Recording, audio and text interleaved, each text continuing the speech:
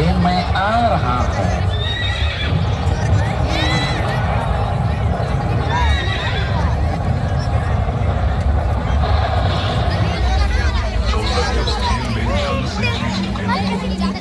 राजकुमार ठिकान और अभिमान से खास तौर के पकड़ बोलो, अब अपने गाँव चलेंगे। दांत पर लगाने के लिए कुछ भी नहीं है हमारे पास।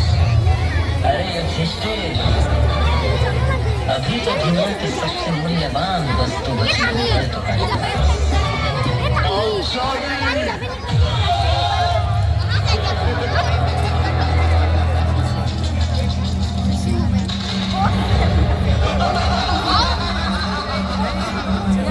सुनो मेरे दुशासन, एक शर्त ही तुम ना दबाओ। पंचाली के बाल खींचते हुए सभा में लाओ।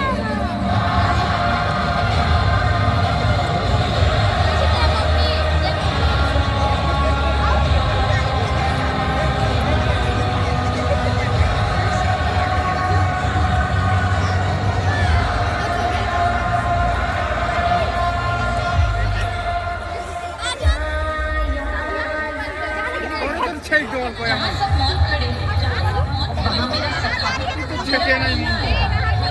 मेरी रक्षा करता।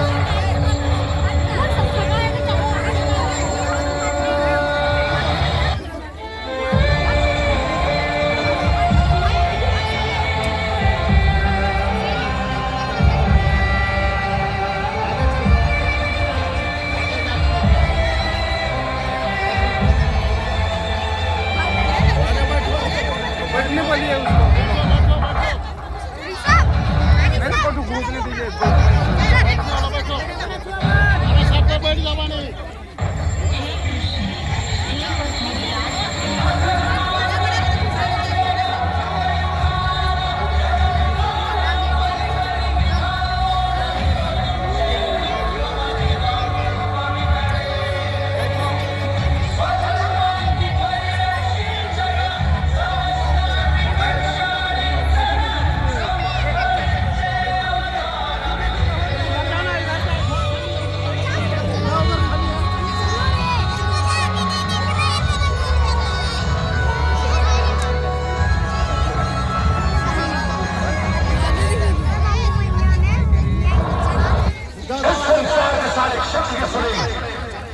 क्षत्रिय भी सुने जो अभी संसार में नहीं है, और वो क्षत्रिय भी सुने जो इस संसार में आने वाले हैं। मैं जो कहने जा रहा हूँ, न मुझसे पहले किसी ने ऐसा कहा है, न कोई मेरे पश्चात ऐसा कहेगा।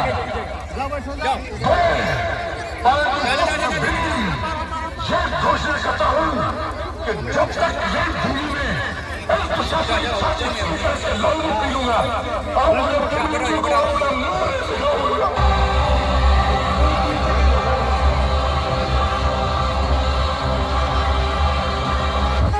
पांडवों को मिला 14 वर्ष का वनवास।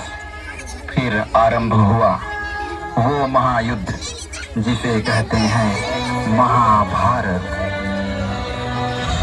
युद्ध का पहला दिन जहां कुरुक्षेत्र की धरती में अर्जुन विषाद में डूबे हुए हैं, तब जगत गुरु श्री कृष्ण का गीता ज्ञान शुरू हुआ। सुख दुखे समय कृत्वा लाभा लाभौ जया जयौ ततो युद्धाय युजस्व नैवं पापम अवाप्स्यसि। सुख दुख लाभ हानि जय पराजय से ऊपर उठो पार। इसलिए हे महाबाहो, विजय और पराजय, जीवन और मृत्यु, सुख और दुख के प्रश्नों में ना उलझो और युद्ध करो। यदि इस युद्ध में तुम्हारी विजय हुई तो पृथ्वी का राज्य और यश भोगोगे। इसलिए हे कौंतेय, उठो, सुख दुख लाभ हानि जय पराजय सबको समान समझो और युद्ध करो। यही तुम्हारा क्षत्रिय कर्तव्य भी है और मानव धर्म भी। यदा यदा हि धर्मस्य ग्लानिर्भवति भारत अभ्युत्थानम् अधर्मस्य तदात्मानं सृजाम्यहम्।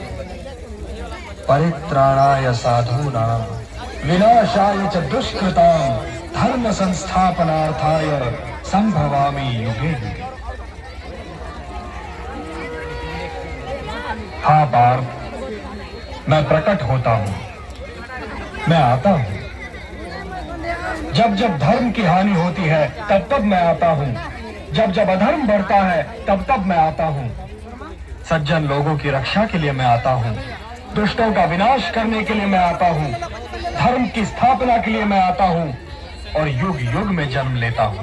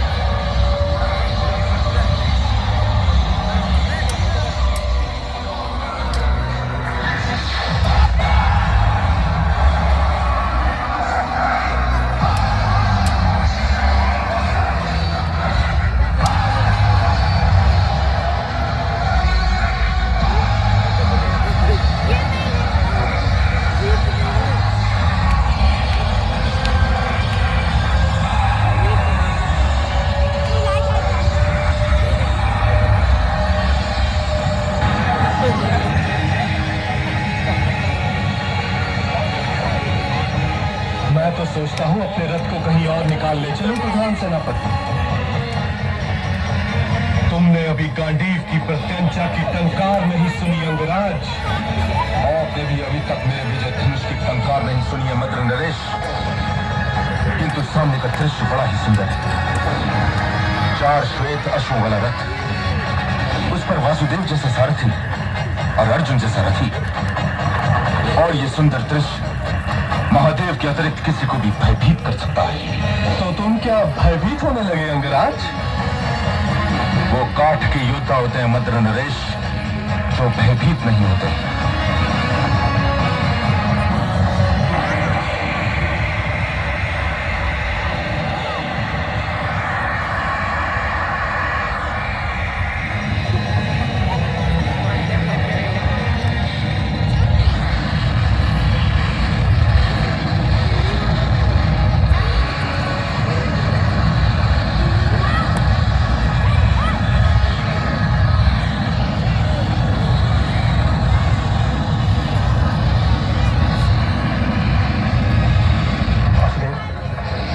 कारण साधारण वाणों के रुके नहीं रुकेगा।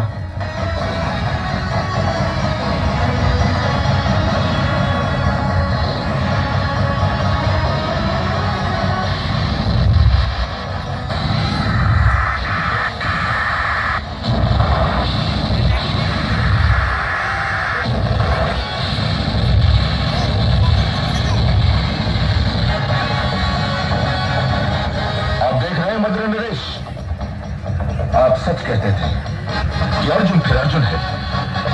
मेरे वाण चलाने से पहले वो अपनी प्रत्यंचा बदल लेता है, परंतु ये युद्ध अभी समाप्त नहीं हुआ है।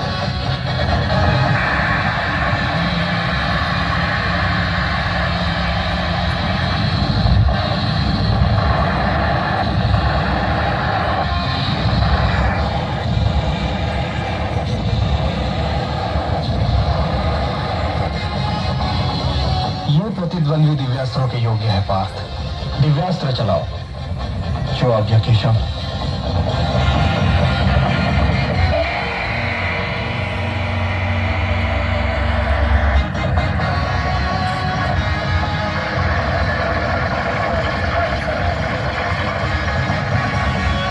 हे ब्राह्मण, तुम मेरे रथ के पहिए को धरती में धंसा सकते हो, लेकिन मेरे धनुष से चलने वाले ब्रह्मास्त्र को नहीं रोक सकते।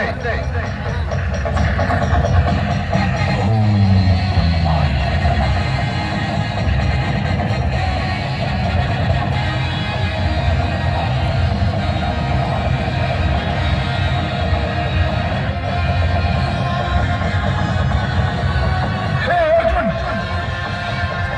मेरे रथ का पहिया भूमि में धंस गया है।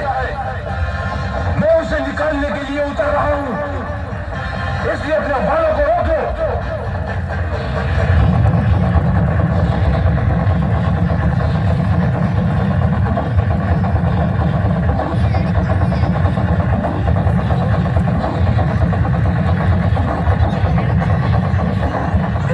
पार्थ?